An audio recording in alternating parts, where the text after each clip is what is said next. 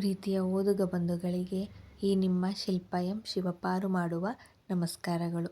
ಕಲ್ಯಾಣ ಪ್ರೇಮ ಕಲ್ಯಾಣ 33ನೇ ಸಂಚಿಕೆ. ಸಪ್ತ ರುದ್ರ ಗದ್ದೆಯಿಂದ ಮನೆಗೆ ತಲುಪಿದ್ದರು. ಅಡುಗೆ ಮನೆಯಲ್ಲಿ ಅತ್ತೆಯ ಕಂಡು, ಅತ್ತಮ್ಮ, ನಾನು ಬಂದು ಅಡುಗೆ ಮಾಡ್ತಿದ್ದೆ, ನೀವ್ಯಾಕೆ ಬಂದ್ರಿ ಅಡುಗೆ ಮಾಡೋದಕ್ಕೆ? ಇಲ್ಲಿ ಈ ಕಡೆ ಬನ್ನಿ ಎನ್ನಲು, ಮಧ್ಯಾಹ್ನವೇ ಸಾರು ಮಾಡಿದೆಯಲ್ಲವ್ವ, ಇಟ್ಟು ಮಾಡಕ್ಕೆ ಮಡಗಿವ್ನಿ ಅಷ್ಟೇ, ನೀ ಹೋಗು ಒಂದು ಗಳಗ ಮಲಗಿದ್ ಬಾ, ಬಕ್ಕಂಡು ನಾಟಿ ಮಾಡಿ ನಡನೋವು ಬತ್ತದೆ ಎಂದರು ಕಾಳಜಿಯಿಂದ. ನೋವೇನೂ ಇಲ್ಲ ಅತ್ತಮ್ಮ, ನಾನೇನು ಬೆಳಗ್ಗೆಯಿಂದ ನಾಟಿ ಮಾಡಿದ್ದೀನ, ಮಧ್ಯಾಹ್ನ ಸ್ವಲ್ಪ ಹೊತ್ತು ಅಷ್ಟೇ, ಇಟ್ಟು ನಾನು ಮಾಡ್ತೀನಿ, ನೀವು ಹೋಗಿ ಹಳೆ ಫಿಲಮ್ ಕೊಟ್ಟವ್ರೆ ಅಂತ ಟಿವಿ ನೋಡ್ತವ್ರೆ ಜಗ್ಗಣ್ಣ, ನೀವು ಹೋಗಿ ನೋಡಿ ಎಂದು ಅವರನ್ನು ಕಳುಹಿಸಲು, ಹಂಗಲ್ಲ ಕೂಸೆ ಎಂದರು. ಪ್ರಿಯ, ಅತ್ತೆ ಕೆಲಸ ಮಾಡಿ ಅವಳಿಗೆ ಅವರಮ್ಮಂಗೆ ಚೆನ್ನಾಗಿ ಅಭ್ಯಾಸ ಇದೆ, ನೀವು ಇಷ್ಟೊಂದೆಲ್ಲ ಯೋಚನೆ ಮಾಡೋ ಅಗತ್ಯ ಇಲ್ಲ, ಬನ್ನಿ ಎನ್ನಲು, ಪ್ರಿಯ, ಮಾತು ತೂಕ ಮಾಡಿ ಮಾತಾಡು, ಒಂದೊಂದು ಮಾತು ಮನೆ ಮುರಿದ್ರ ಒಂದೊಂದು ಮಾತು ಮನ್ಸನ್ನು ಮುರಿತದೆ, ಕೆಲಸ ಯಾರು ಮಾಡಿಲ್ಲ? ನನ್ನ ಗಂಡನ ಕೂಟೆ ನಾನು ನಾಟಿ ಮಾಡೀವ್ನಿ, ಕುಯ್ಲು ಕೂದೀವ್ನಿ, ಎಷ್ಟೇ ಶ್ರೀಮಂತರ ಮಗಳಾದರೂ ಬಡವರ ಮಗಳಾದರೂ ಗಂಡನ ಕಷ್ಟದಲ್ಲಿ ಹೆಗಲು ಕೊಟ್ಟು ಅವನ ಕಷ್ಟ ಕಮ್ಮಿ ಮಾಡಿ ಜೊತೆಗೆ ನಿಲ್ಲಬೇಕು, ಅದು ನಾನು ಮಾಡೀವ್ನಿ, ಸಪ್ತನವೇ ಮಾಡ್ತಾವಳ, ನೀನು ಕೊಂಕಾಡೋದು ಬಿಟ್ಟು ಅಡುಗೆ ಮಾಡೋದಾರ ಕಲಿ, ಫೋನ್ ನೋಡಿದ್ರ ಹೊಟ್ಟೆ ತುಂಬಕ್ಕಿಲ್ಲ ಎಂದು ಹೋದರು. ಸಪ್ತ ಇವಳತ್ತ ನೋಡದೆ ಮುದ್ದೆ ತಿರುವುತ್ತಿದ್ದಳು.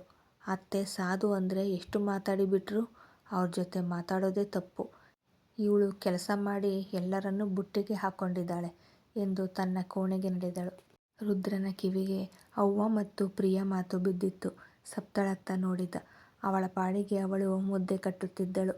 ಈ ಹೆಣ್ಣು ಇರದೆ ಹಿಂಗೆಯಾ, ಬೇಡದ್ದು ಕಿವಿಗೆ ಸೋಕೇ ಇಲ್ಲ ಅನ್ನಂಗಿರದು ನೋಡು, ಇಂಥ ಹೆಣ್ಣು ಮನೆಗೊಬ್ಬಳು ಇರಬೇಕು ನೋಡು, ಒಂದೆಣ್ಣು ಮನೆನ ಸ್ಮಶಾನ ಮಾಡಿ ಹೋದ್ರ ಇವಳು ಹೂವಿನ ತೋಟ ಮಾಡಕ್ಕ ಹೂವಿನ ಗಿಡ ಹಾಕ್ತಾವಳ ಎಂದು ಅವಳನ್ನೇ ನೋಡುತ್ತುಳಿದ. ನನ್ನ ಸೊಸೆಗ ದೃಷ್ಟಿ ಆಯ್ತದ ರುದ್ರಪ್ಪ ಎಂದರು ಅವನವ್ವ. ದೃಷ್ಟಿ ಆದ್ರ ಉಪ್ಪು ಮೆಣಸು ತಗಂಡು ನಿವಾಳಿಸು ಎಂದು ಹೋದ. ಅವರಿಗೆ ನಗು, ಮಗನ ಆಕರ್ಷಣೆಗೆ ಸೊಸೆ ಕಾರಣ ಆದಳೆಂದು, ನವಿರಾದ ಭಾವದ ಬೀಜ ಬಿತ್ತಿರುವ ಸೊಸೆ ಮೇಲೆ ಹೆಮ್ಮೆಯೂ ಕೂಡ. ಅತ್ತಮ್ಮ, ಇಟ್ಟು ಮುದ್ದೆ ಕಟ್ಟಾಯ್ತು ಎಂದು ಸಪ್ತ ಕೂಗಲು, ಕೆಲಸದ ಆಯಾಸ, ಗಂಡಸರೆಲ್ಲ ಊಟಕ್ಕೆ ಕುಳಿತರು, ಬೇಗ ಮಲಗುವ ಎಂದು. ಊಟ ಮುಗಿದು ಸಪ್ತ ಪ್ರಿಯ ಊಟವು ಮುಗಿದ ಮೇಲೆ ಪ್ರಿಯ ಮಲಗಲು ಹೊರಟಳು.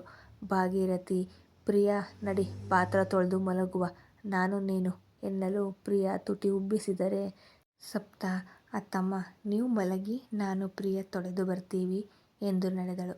ಇಬ್ಬರೂ ಪಾತ್ರೆ ತೊಳೆದು ಮುಗಿಸಿ ಬಂದಿದ್ದರು.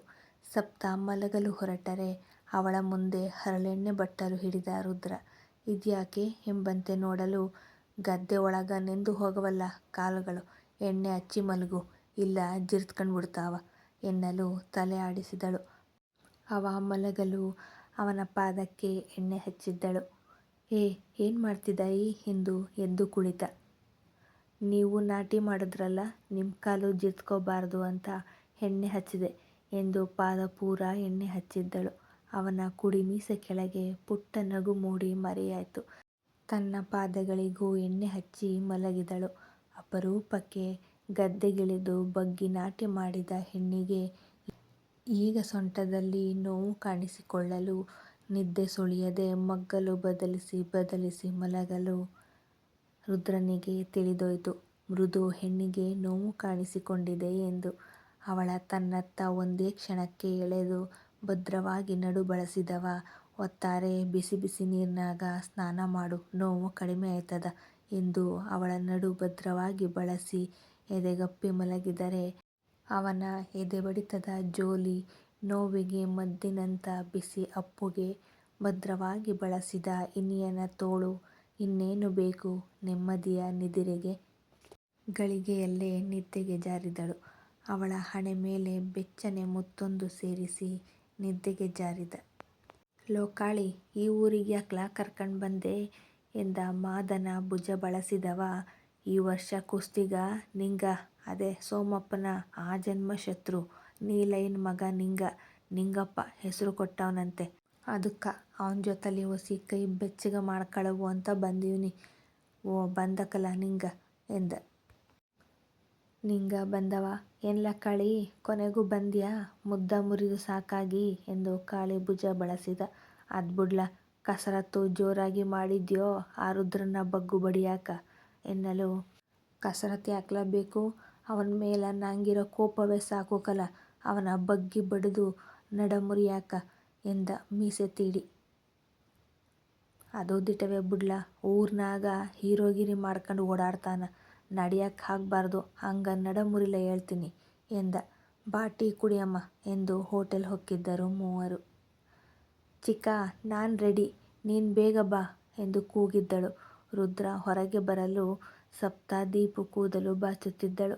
ಬಂದ್ನಲ್ಲ ಕೂಸೆ, ಇನ್ನೇನ ನಿಂದು ಎಂದವ. ಅವ್ವ ನೀನು ಅಪ್ಪಯ್ಯ ಪ್ರಸಾದ್ನ ಜೊತೆಲಿ ಬನ್ನಿ, ನಾವು ಹೋಗಿರ್ತೀವಿ ಎಂದು ಹೊರಗೆ ನಡೆದ. ದೀಪು, ಸಪ್ತ, ರುದ್ರ ಮೂವರು ಸ್ಕೂಲ್ ತಲುಪಿದ್ದರು. ಆಗ ಸಮಯ 3 ಗಂಟೆ. 4 ಗಂಟೆಗೆ ದೀಪು ಶಾಲೆಯ ವಾರ್ಷಿಕೋತ್ಸವ ಆರಂಭವಾಗುವುದಿತ್ತು. ರುದ್ರ ಇಬ್ಬರನ್ನೂ ಇಳಿಸಿ ಬೈಕ್ ಹೊರಗೆ ನಿಂತುಬಿಟ್ಟ. ಜಗ್ಗ ಸೋಮಪ್ಪನ ಗಾಡಿ ತಾನೇ ಓಡಿಸಿಕೊಂಡು ಬಂದವ ರುದ್ರನಿಗೆ ಜೊತೆಯಾದ. ಸಪ್ತ, ದೀಪು ಒಳಗೆ ನಡೆದರು. ದೀಪುಗೆ ಮೇಕಪ್ ಮಾಡುವುದಿತ್ತಲ್ಲ, ಅದಕ್ಕೆ ಒಳಗೆ ನಡೆದರು. ಪ್ರಸಾದ ಉಳಿದ ಮೂವರನ್ನು ಕರೆದುಕೊಂಡು ಬಂದಿದ್ದ. ಮೊದಲ ಸಾಲಿನಲ್ಲಿ ಜಗ್ಗ ಹಿಡಿದ ಚೇರಲ್ಲಿ ಕುಳಿತರು 4. ಏನಿವಳು ದೊಡ್ಡ ಡ್ಯಾನ್ಸರ್ ಅನ್ನೋ ಹಾಗೆ ಇಡೀ ಮನೆಯೇ ಬಂದಿದೆ ಅವಳ ಡ್ಯಾನ್ಸ್ ನೋಡೋದಕ್ಕೆ. ಗುಗ್ಗುಗಳು ಜೊತೆಗೆ ನನ್ನನ್ನು ಎಳೆದುಕೊಂಡು ಬಂದಿದ್ದಾರೆ ಎಂದು ಗೊಣಗಿದಳು ಪ್ರಿಯ. ರುದ್ರ, ಜಗ್ಗ ತರಗತಿಯೊಂದರ ಗೋಡೆ ಒರಗಿ ನಿಂತುಬಿಟ್ಟರು. ಆರಾಮ್ ಕುಳಿತು ಅಭ್ಯಾಸವೇ ಇಲ್ಲ ಹುಡುಗನಿಗೆ. ಅಣೋ ಅಲ್ಲಿ ಹತ್ಕವನ್ ನೋಡು ಎಂದ ಜಗ್ಗನ ಮಾತಿಗೆ ಅತ್ತ ನೋಡಿದ್ದ. ದೀಪು ಮತ್ತು ಇತರ ಮಕ್ಕಳ ಜೊತೆ ನಲಿಯುತ್ತಿದ್ದಳು. ಎಲ್ಲಿದ್ರೂ ಹಿಂಗೆ ಇವಳು ಎಂದುಕೊಂಡ. ಸಮಾರಂಭ ಶುರುವಾಗಿತ್ತು. 1-2 ಡ್ಯಾನ್ಸ್ಗಳು ಮುಗಿದಿತ್ತು. ದೀಪು ಡ್ಯಾನ್ಸ್ ಹೆಸರು ಕೂಗಲು ಭಯದಲ್ಲಿ ಮುಖ ಸಪ್ಪೆ ಮಾಡಿತ್ತು. ಅವಳನ್ನು ಮುದ್ದುಗರೆದು ಪೂಸಿ ಹೊಡೆದು ಸ್ಟೇಜ್ ಮೇಲೆ ಬಿಟ್ಟಳು. ಮುಂದೆಯೇ ನಿಂತು ಮೊದಲ ಸಾಲಿನಲ್ಲಿ ನಿಂತು ದೀಪು ಡ್ಯಾನ್ಸ್ ಮಾಡುತ್ತಾ ರುದ್ರನ, ಸಪ್ತನ ಮನೆಯವರನ್ನ ನೋಡುತ್ತಿದ್ದಳು. ಅವರು ತನ್ನನ್ನು ನೋಡಿ ಖುಷಿಯಾದರಾ ಎಂಬ ಕುತೂಹಲ ಪುಟಾಣಿಗೆ. ರುದ್ರ ಮಗಳ ಕುಣಿತ ಫೋನಲ್ಲಿ ರೆಕಾರ್ಡ್ ಮಾಡುತ್ತಾ ಕಣ್ಣಲ್ಲೇ ಮಾಡು ಮಗಳೇ ಎಂಬ ಧೈರ್ಯ ನೀಡಿದರೆ, ಜಗ್ಗ, ಪ್ರಸಾದ ಇಬ್ಬರೂ ಸೂಪರ್ ಎಂದು ಕೈಸನ್ನೆ ಮಾಡಿದರು. ಭಾಗೀರಥಿಯವರಂತೂ ಕುಳಿತಲ್ಲೇ ದೃಷ್ಟಿ ತೆಗೆದರು. ಸೋಮಪ್ಪ ವಿಶ್ವನ ನೆನೆದು ಕಣ್ಣು ತುಂಬಿಕೊಂಡರು. ಸಪ್ತ ಅಲ್ಲಿಂದಲೇ ಮಗಳಿಗೊಂದು ಮುತ್ತು ರವಾನಿಸಲು ರುದ್ರ ಕಣ್ಣರಳಿಸಿದ್ದ. ದೀಪು ಆಗಾಗ ಸಪ್ತಳತ್ತ ನೋಡಿದರೆ ಅವಳೋ ನಿಂತಲ್ಲೇ ಕೈಕಾಲು ಆಡಿಸಿ ಸ್ಟೆಪ್ಸ್ ನೆನಪಿಸುತ್ತಿದ್ದಳು. ಡ್ಯಾನ್ಸ್ ಮುಗಿದು ಮಕ್ಕಳೆಲ್ಲ ಸ್ಟೇಜ್ ಇಂದ ಕೆಳಗಿಳಿಯಲು ಸಪ್ತ ಖುಷಿಯಲ್ಲಿ ಮಗಳ ಅಪ್ಪಿ ಮುದ್ದಾಡಿದ್ದಳು. ಇನ್ನೊಂದಷ್ಟು ಮಕ್ಕಳ ಡ್ಯಾನ್ಸ್ ನೋಡಿ ನಂತರ ದೀಪು ತರಗತಿಗೆ ಮೊದಲು ಎಂದು ಬಹುಮಾನ ಪಡೆದು ಆಟೋಟಗಳಲ್ಲೂ ಬಹುಮಾನ ಪಡೆದುಕೊಂಡು ಬರಲು ಎಲ್ಲರೂ ಖುಷಿಯಾದರು. ರಾತ್ರಿ 9 ಆಗಿತ್ತು. ಸಮಯ ಅದಾಗಲೇ. ಅಲ್ಲೇ ಹತ್ತಿರದ ಹೋಟೆಲ್ನಲ್ಲಿ ಊಟ ಮುಗಿಸಿ ಕತ್ತಲೆ ಚಳಿ ಎಂದು ದೀಪುವನ್ನ ಕಾರಲ್ಲಿ ಕಳುಹಿಸಿ ಸಪ್ತ, ರುದ್ರ ಬೈಕ್ನಲ್ಲಿ ಹೊರಟರು. ಕತ್ತಲೆಗೆ ಹೆದರಿ ಗುಬ್ಬಿ ಮರಿಯಂತೆ ರುದ್ರನ ನಡು ಬಳಸಿ ಬೆನ್ನಿಗೆ ಮೊಗವೊತ್ತಿ ಕುಳಿತವಳ ರೀತಿ ರುದ್ರನಿಗೆ ಮೋಜೆನಿಸುತ್ತಿತ್ತು. ಮನೆ ತಲುಪಲು ದೀಪುಗೆ ದೃಷ್ಟಿ ತೆಗೆದದ್ದೇ ತೆಗೆದದ್ದು. ಚಿಕ್ಕಿ ಅಜ್ಜಿ ಇಬ್ಬರು. ಸಪ್ತ ಮುದ್ದಾಡಿದ್ದೇ ಮುದ್ದಾಡಿದ್ದು. ಭಾಗೀರಥಿ ದೀಪು ಕೆನ್ನೆಗೆ ಮುತ್ತಿಟ್ಟು, ಏನ್ ಚೆಂದಾಗಿ ನಡ ಕುಣಿಸಿ ನಲ್ದೆ ಕೂಸೆ, ಬೊಂಬಾಟಾಗಿ ಕುಣಿದೆ ಮಗಳೇ, ಎಲ್ಲಿ ಇನ್ನೊಂದ್ ಕಿತ ಕುಣಿ ನೋಡವು ಎನ್ನಲು, ಹೋಗಜ್ಜಿ ನಿದ್ದ ಎಳಿತಾದೆ ಎಂದು ಸಪ್ತ ಭುಜ ಒರಗಿ ಕಣ್ಣು ಮುಚ್ಚಿತು. ಅತ್ತಮ್ಮ ಆಯಾಸ ಆಯ್ತಲ್ಲ, ನಾಳೆ ಮಾಡಿ ತೋರಿಸ್ತಾಳೆ ಬಿಡಿ, ಪಾಪ ಮಲಗಲಿ ಎಂದು ಮಗಳ ಭುಜ ತಟ್ಟಿದ್ದರು. ನನ್ನೆಣ್ಣು ಏಟ್ ಚೆಂದಾಗಿ ಕುಣಿತು ಅಲ್ವ ರುದ್ರ ಎನ್ನಲು, ಒಂದೆಣ್ಣಿನ ಕುಣಿತ ನೋಡ್ದೆ ಅನ್ನೋ, ಇನ್ನೊಂದು ಹೆಣ್ಣಿನ ಕುಣಿತ ನೋಡಿಲ್ಲ ಹಂಗಾರ ನೀನು ಎಂದ ರುದ್ರನ ಮಾತಿಗೆ ಅತ್ತೆ ಸೊಸೆ ಅವನ ಮುಖ ನೋಡಿದರೆ, ನಿನ್ ಸೊಸ ಮುದ್ದುನುವೆ ಕುಣಿತ ಹಾಕುದ್ಲು ಕಣವ್ವ, ನೋಡ್ಬೇಕಿತ್ ನೀನು ಎಂದು ಮಡದಿಯತ್ತ ನೋಡಲು ಅವಳು ರೆಪ್ಪೆ ಬಾಗಿಸಿ ನಾಚಿಕೆ ತಡೆಯಲಾಗದೆ ದೀಪುವನ್ನು ಮಲಗಿಸುವ ನೆಪದಲ್ಲಿ ಅತ್ತಮ್ಮನ ಕೋಣೆಗೆ ನಡೆದು ಬಿಟ್ಟಳು. ಭಾಗೀರಥಿ ಮಗನನ್ನೇ ನೋಡಲು ನಂಗೂ ದೃಷ್ಟಿ ಆಯ್ತದವ್ವ ಎಂದ. ನನ್ನ ಸೊಸ ಮುದ್ದುಗೆ ಹೇಳ್ತೀನಿ ಹೋಗು, ದೃಷ್ಟಿ ಬೊಟ್ಟಿಡು ನಿನ್ನ ಗಂಡಯ್ಯಂಗ ಅಂತ ಎನ್ನಲು ಕೂದಲಲ್ಲಿ ಬೆರಳು ತೂರಿಸುತ್ತಾ ತನ್ನ ಕೋಣೆಗೆ ನಡೆದ. ಅವನವ್ವನಿಗೆ ನಗು, ಸಂತೋಷ. ನಿನ್ನ ಪ್ರೇಮದ ಪರಿಯ ಈಗ ಅರಿಯುತ್ತಿರುವೆ ಇನಿಯ. ನಿನ್ನೀ ಪ್ರೇಮಿಸುವ ರೀತಿ ಬಲು ಕಾಡುತ್ತಿದೆ ನನ್ನ. ಮುಟ್ಟಿ ಮುದ್ದಾಡದೆ ಕಾಡುವ ನಿನ್ನ ಹೊಸ ಪ್ರೇಮದ ಭಾಷೆಯ ಕೈ ಹಿಡಿದು ಕಲಿಸು ಪ್ರೇಮದೊಡೆಯ.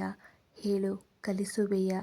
ಗುರುದಕ್ಷಿಣೆಯಾಗಿ ನನ್ನನ್ನೇ ಅರ್ಪಿಸುವೆ, ಸ್ವೀಕರಿಸುವೆಯ?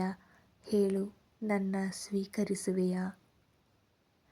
ಕಣ್ಣಲ್ಲೇ ಕಾಡುವ ಕಸ್ತೂರಿ ಕಂಪಿನವಳು, ಹುಣ್ಣಿಮೆ ಚಂದ್ರನ ಸಂಬಂಧಿ ಇವಳು. ಕೆನ್ನೆ ರಂಗಲ್ಲಿ ಸೆಳೆವ ಹಿತವಾದ ಸುಳಿ ಇವಳು. ಅವರೇ ಹೂವಿನ ಅಂದ ಕದ್ದವಳು, ಮಾವಿನ ಚಿಗುರಂತೆ ಹೊಳೆಯುತ್ತಿರುವಳು. ಸಂಕ್ರಾಂತಿ ಸುಗ್ಗಿಯಂತೆ ಪ್ರತಿಕ್ಷಣ ತುಂಬಿದ ಹೆಣ್ಣಿವಳು. ಮುಂದುವರಿಯುವುದು. Thank you. ಕತೆ ಇಷ್ಟವಾಗ್ತಿದ್ರೆ ಸಬ್ಸ್ಕ್ರೈಬ್ ಮಾಡಿ ಪ್ರೋತ್ಸಾಹಿಸಿ.